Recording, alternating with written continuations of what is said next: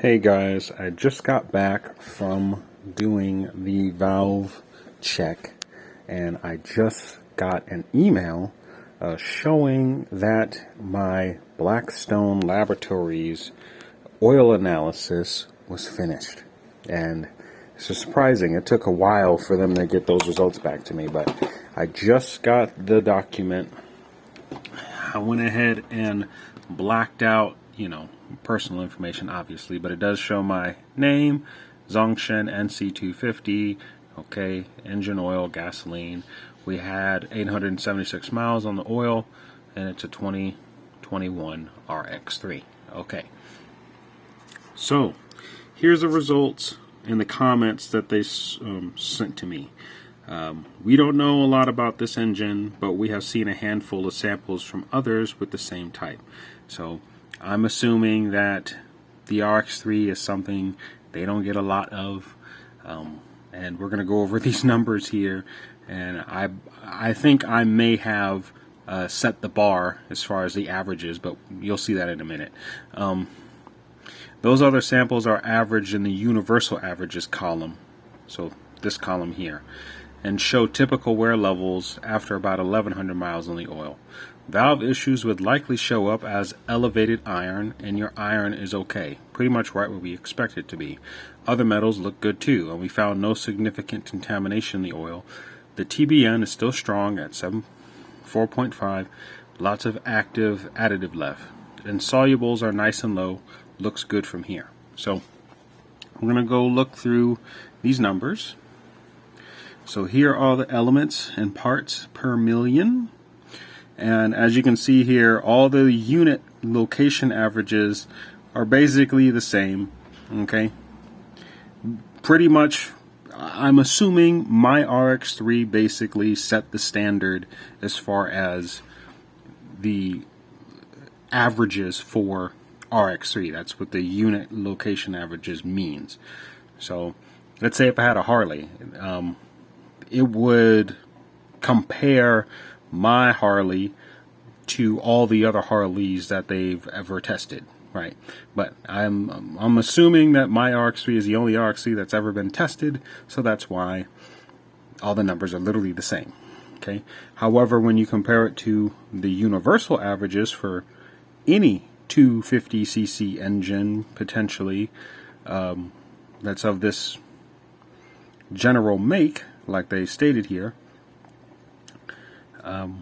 we are definitely below most of these averages. As you see, iron is below 17, copper is below 10, lead is below 2, molybdenum is actually right at 1.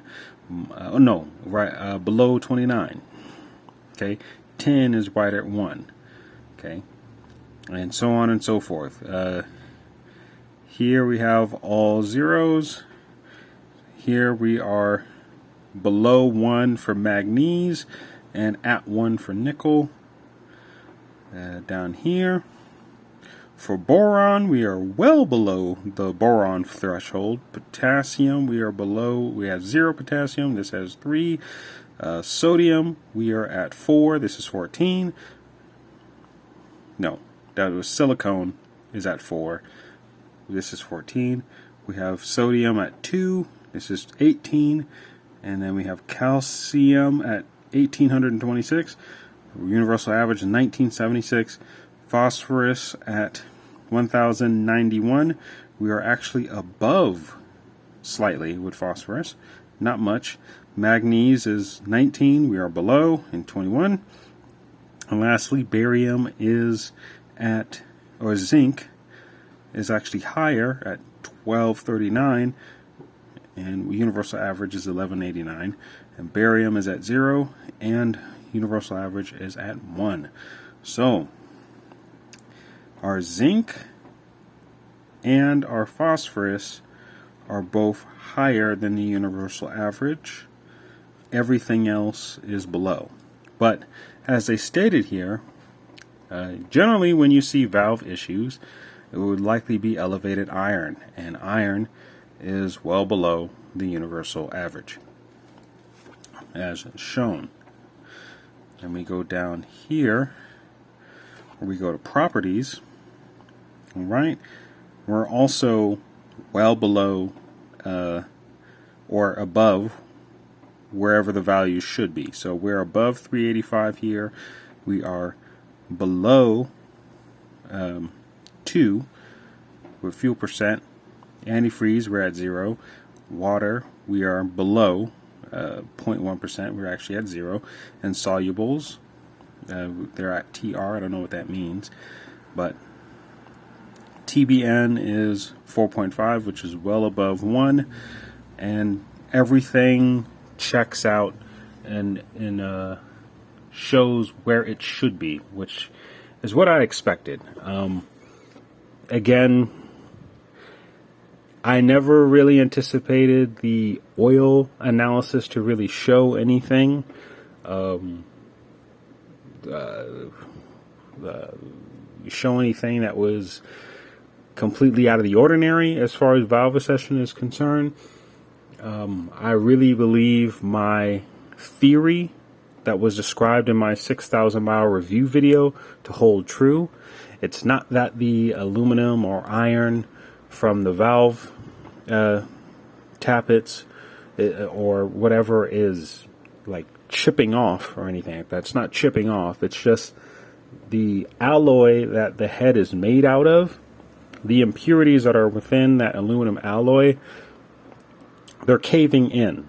So it's the impurities in the aluminum alloy that the head is made out of that's caving in and is causing those deformities. They're not chipping off.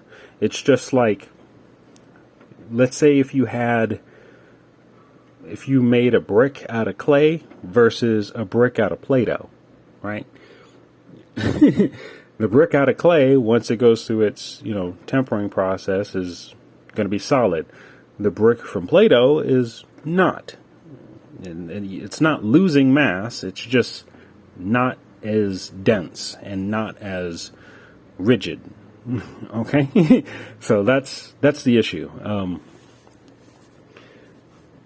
But whatever that alloy consists of, maybe it is a little bit more zinc, maybe it is a little bit more phosphorus, who knows.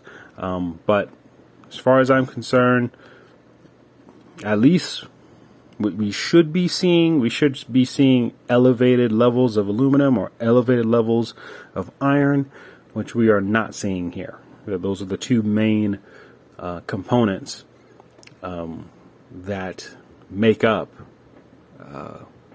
valve trains, generally speaking. But anyway, there is the oil analysis results.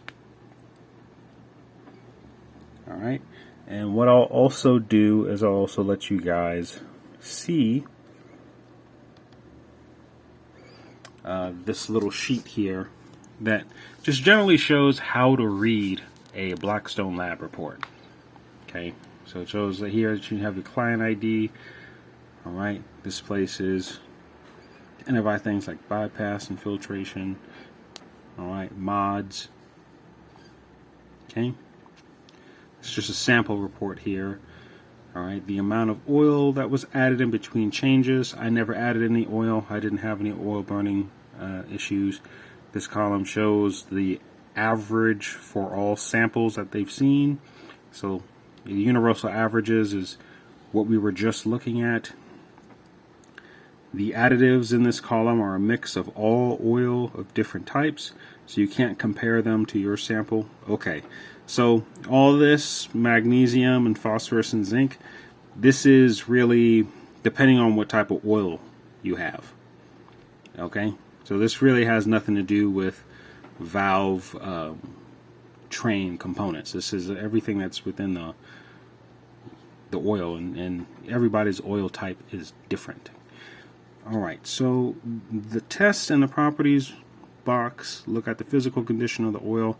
So this is all about examining the oil alone and to see like its viscosity, its flash point, its fuel, any type of antifreeze, anything of that nature. The TBNR are the additives. And I don't have any past samples, so that's why these columns here are completely empty on my report. So now we're going to go back to my report, and as you can see, everything's empty because this is my first oil analysis. There's nothing else to compare it to, but there you go. So that is my oil analysis report. There's a comment again. All right. We'll see you guys in the next video. Be safe out there, and peace.